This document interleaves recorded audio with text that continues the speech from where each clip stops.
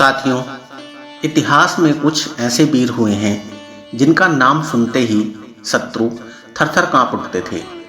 उन्हीं में से एक थे पृथ्वीराज चौहान, जिन्होंने अपने पराक्रम से भारत भूमि को विदेशी आक्रमणकारियों के आतंक से बचाने का प्रयास किया। उनका जीवन वीरता, प्रेम, कूटनीति और युद्ध नीति का अद्भुत संगम था, परंतु उनकी उदारता और क्षमा ने अंततः उन्हें पराजय की ओर धकेल दिया। यह कहानी है भारत के अंतिम हिंदू सम्राटों में से एक पृथ्वीराज चौहान की। पृथ्वीराज चौहान का जन्म राजा सोमेश्वर और रानी कर्पूर देवी के घर हुआ था। पृथ्वीराज विजय के अनुसार उनका जन्म ज्येष्ठ माह की द्वादशी को हुआ था। वे बचपन से ही अद्वितीय प्रतिभा के धनी थे। राजमहल में उल्लास का माहौल था। राजा सोमेश्वर और रानी कर्पूर देवी के महल में एक बालक का जन्म हुआ। राज ज्योतिषियों ने भविष्यवाणी की, यह बालक पराक्रमी योद्धा बनेगा, परंतु उसका जीवन संघर्षों से भरा होगा। मात्र 8 वर्ष की आयु में बालक पृथ्वीराज ने एक सिंह से आमने सामने मुकाबला किया।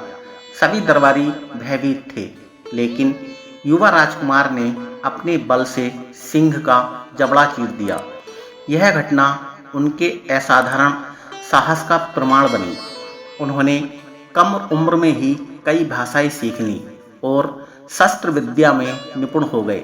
धनुर्विद्या में वे सिद्धहस्त थे और शब्दभेदी बाण चलाने में उन्हें महारत हासिल थी।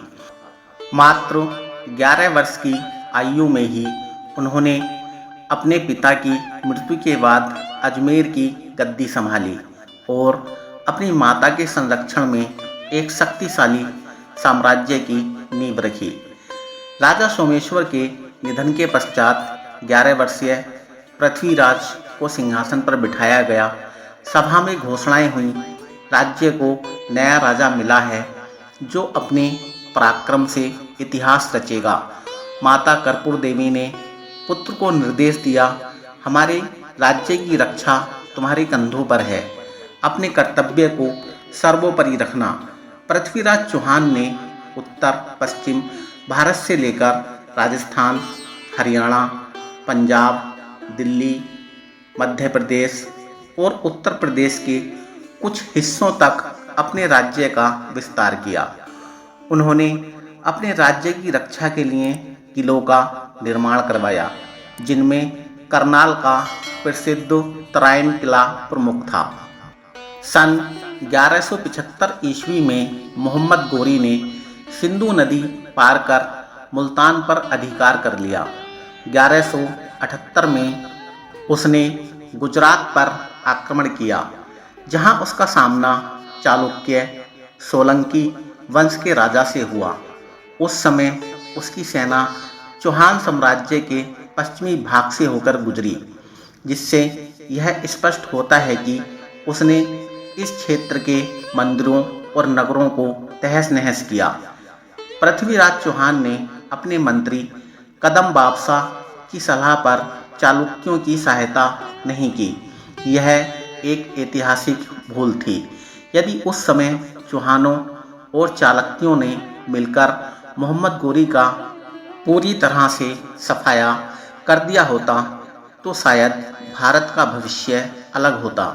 जयचंद और पृथ्वीराज चौहान के बीच पुरानी रंजिश थी, परंतु यह शत्रुता तब और बढ़ गई जब पृथ्वीराज चौहान ने जयचंद की पुत्री संयोगिता का हरण कर विवाह किया। जयचंद अपनी पुत्री संयोगिता का स्वयंवर आयोजित कर रहे थे। पृथ्वीराज को आमंत्रित नहीं किया गया था। स्वयंवर मंडप में संयोगिता ने प्रतिमा पर वरमाला डाल दी, जो पृथ्वीराज की थी। उसी समय पृथ्वीराज अपने घोड़े पर सवार होकर आए और संगीता को बलपूर्वक हरण कर ले गए। जयचंद क्रोध से भर उठा, मैं प्रतिशोध लूंगा। जयचंद ने प्रतिज्ञा की। यह विवाह भारतीय इतिहास का एक महत्वपूर्ण मोड़ था। जिसने चौहान और गढ़वाल वंश के बीच दरार को और गहरा कर दिया। जयचंद ने इसे अपना अपमान समझा और बाद में उसने मोहम्मद गोरी के साथ मिलकर पृथ्वीराज के विरुद्ध षड्यंत्र रचा। इतिहासकारों के अनुसार पृथ्वीराज चौहान और मोहम्मद गोरी के बीच कुल 21 युद्ध हुए थे, जिनमें से पहले 20 युद्धों में पृथ्वीराज चौहान ने विजय प्राप्त की और हर बार मोहम्मद गोरी को जीवित छोड़ दिया। तराइन का प्रथम युद्ध। मोहम्मद गोरी ने विशाल सेना के साथ भारत पर आक्रमण किया। पृथ्वीराज चौहान अपनी सेना के साथ रणभूमि में डटे हुए थे। युद्ध में चौहान सेना ने गोरी को पराजित किया। गोरी को बंदी बना लिया गया और सभा में लाया गया। मंत्री बोले, राजन, इस दुष्ट का अंत कर दीजिए। परंतु पृथ्वीराज ने कहा, हम क्षत्रिय हैं, शरणागत की रक्षा करना हमारा धर्म है, इसे मुक्त कर दो। चौहान ने उसे क्षमा कर दिया और बिना किसी दंड के उसे वापस गजनी भेज दिया। यह उनकी सबसे बड़ी भूल साबित हुई। तराइन का दूसरा युद्ध। इस बार मोहम्मद गोरी ने जयचंद के सहयोग से विशाल सेना के साथ भारत पर आक्रमण किया। पहले दिन युद्ध में पृथ्वीराज चौहान की सेना ने विजय प्राप्त की, लेकिन रात्रि में गोरी ने छलपूर्वक सोते हुए चौहान सैनिकों पर हमला कर उन्हें परास्त कर दिया। पृथ्वीराज चौहान घायल होकर युद्ध के मैदान में गिर पड़े और मोहम्मद गोरी ने उन्हें बंदी बना लिया। पृथ्वीराज को गजनी ले जाया गया, जहां उन्हें नेत्रहीन कर दिया गया, परंतु उनके मित्र चंद्रवरदाई ने उन्हें शब्दभेदी बाण चलाने की याद दिलाई। एक दिन गोरी ने पृथ्वीराज को अपने दरबार में अपमानित करने के लिए बुलवाया। चंद्रवरदाई ने पृथ्वीराज को संकेत दिया, 4 बांस 24 गज अंगुल अष्ट प्रमाण ता ऊपर सुल्तान है, मत चूको चौहान। पृथ्वीराज ने शब्दभेदी बाण चलाया, जो सीधे गोरी के गले में जाकर लगा और वहीं उसका अंत हो गया। इसके बाद पृथ्वीराज और चंद्रवरदाई ने वीरगति प्राप्त की।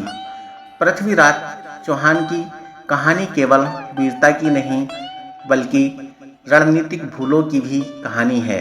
यदि उन्होंने मोहम्मद गोरी को बार बार क्षमा न किया होता, यदि उन्होंने चालुक्यों के साथ मिलकर आक्रमणकारियों को समाप्त कर दिया होता, तो भारत का इतिहास कुछ और ही होता।